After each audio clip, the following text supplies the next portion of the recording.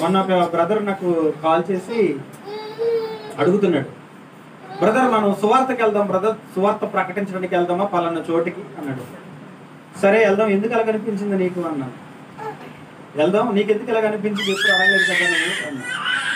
లేదన్నా అందరూ వెళుతున్నారు కదా, అందరూ సువార్త ప్రకటిస్తున్నారు, చాలా మంది సువార్త ప్రకటిస్తున్నారు, సోషల్ మీడియాలో చూస్తున్నాను నేను, మనం కూడా వెళ్దామన్నా అన్నాడు. సరే ఆలోచన మంచిదే, వెళ్దాం, తప్పకుండా వెళ్దాం. కాసేపు మాట్లాడిన తర్వాత ఈరోజు బైబిల్ చదివావా నాన్న అని అడిగా. ఈరోజు బైబిల్ చదివావా నాన్న అని అడిగా. లేదన్నయ్య అన్నాడు. అవునా, సరే ఇప్పుడు నిన్న చదివావా బైబిల్? నిన్న కూడా చదవలేదన్నయ్య. పోనీ మొన్న చదివావా? మొన్న కూడా చదవలేదన్నయ్య. పోనీ గత వారంలో ఎప్పుడైనా బైబిల్ దగ్గర కూర్చుని ఒక అరగంట కూర్చున్నావా బైబిల్ దగ్గర? లేదన్నయ్య. పోనీ గత నెలలో, గడిచిపోయిన నెలలో ఒక్కసారైనా ఒక గంట సేపు బైబిల్ చదవవా? నిజం చెప్పు. నిజం చెప్పాలంటే చదవలేదన్నయ్య. సరే చివరి అడుగుతున్నాను, పోనీ గత సంవత్సరం నుంచి ఎప్పుడైనా ఒక 2 గంటలు, సంవత్సరంలో 2 గంటలు కూర్చుని దేవుని వాక్యాన్ని ధ్యానించావా? లేదు. ప్రార్థన ఎంతసేపు చేస్తావు? మోకరించి దేవుని సన్నిధిలో ఎంతసేపు గడుపుతావు? తక్కువే. ఇప్పుడు ఏమడుగుతున్నాడు? సువార్త ప్రకటించేద్దాం పదా అన్నయ్య అంటున్నాడు. ఎవరికి ప్రకటించేస్తావు సువార్త? ఏమని ప్రకటించేస్తావు సువార్త? నువ్వు ఒకడు విన్నావుగా సువార్త, నువ్వు ఒకడు మారావుగా, నువ్వు ఒకడు క్రైస్తవుడు అయ్యావుగా. అయ్యిన పాపానికి అయ్యిన పుణ్యానికి ఏ రోజైనా బైబిల్ చదివావా? చూసారా మన మైండ్ ఎలాగ మారిపోయింది చూసారా? మనకి వ్యక్తిగత భక్తి లేదు, మనం దేవుని వాక్యం దగ్గర కూర్చుని దేవుని వాక్యాన్ని ధ్యానించేది లేదు. నువ్వు భక్తుడు అయితే, సువార్త విని మారిన వాడు అయితే ఏం చెప్పాడు? 1 కీర్తన 1:1లోన దుష్టుల ఆలోచన చొప్పున నడువక, పాపుల మార్గమున నిలువక, అపహాసకులు కూర్చుండు చోటను కూర్చుండక, యెహోవా ధర్మశాస్త్రమునందు ఆనందించుచు దివారాత్రులు దానిని ధ్యానించువాడు ధన్యుడు అన్నాడు. దేవుని నమ్మిన ప్రజలకి చెప్పిన దేవుని మాట. మరి నువ్వు నమ్మావుగా?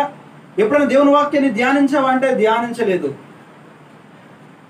కానీ సువార్త ప్రకటించడానికి వెళ్ళిపోతాడు అంటే మాట్లాడడం సరదా అయిపోయింది. మాట్లాడడం, చెప్పేయడం, సువార్తకి వెళ్ళిపోవాలి.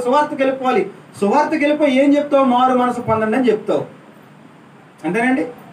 మారు మనసు పొందండి, రక్షణ పొందండి, ఇది కదండి మనం ప్రకటించేది. ఎందుకు మారు మనసు పొందాలి, ఎందుకు రక్షణ పొందాలి? దేవునిలో భక్తిగా బతకాలి, అదే కదండి అల్టిమేట్గా. మరి నువ్వే లేవు, నువ్వే భక్తిగా బతకట్లేదు, నీ జీవితంలోనే భక్తి లేదు. నువ్వేం చెప్తానంటున్నావు? జనాలకు వెళ్ళిపోయి చెప్పేస్తానంటున్నావు. చూసారా ఎలాగైపోయిందో? అప్పుడు చెప్పాను, సువార్త ప్రకటించొద్దని చెప్పట్లేదు. సువార్త ప్రకటిద్దాం అన్నయ్య అంటే నీ ఆశల మీద నీళ్లు జల్లాలని నేను ఇలా మాట్లాడట్లేదు. నీకు కలిగిన ఆశను చంపేయాలని నేను ఇలా మాట్లాడట్లేదు. చేద్దాం, సువార్త చేద్దాం, వెళ్దాం, ఎక్కడికైనా వెళ్దాం. కానీ అలా వెళ్లే ముందు మనం ఎలా ఉన్నాం? నువ్వు ప్రకటించడానికి బయటికి వెళ్తే ఇల్లు ఎవరు బాబు తలపోటు అంటారు. అదే నువ్వు ప్రవర్తిస్తే, అదే నువ్వు అనుసరించి ప్రవర్తిస్తే ఏ భక్తి ఉంది మనలో? మన మాటలు బాగోవు, మన బ్రతుకు బాగోదు, మన ఆలోచనలు బాగోవు, మన పలకరింపు బాగోదు, మన చూపులు బాగోవు. మన జీవితాన్ని ఒకసారి స్కాన్ చేస్తే అంతా దరిద్రం కనపడతా ఉంటది. మాటల్లో మాత్రం సువార్త చెప్తాయి. సువార్త అంటే ఏంటది? జ్ఞానం.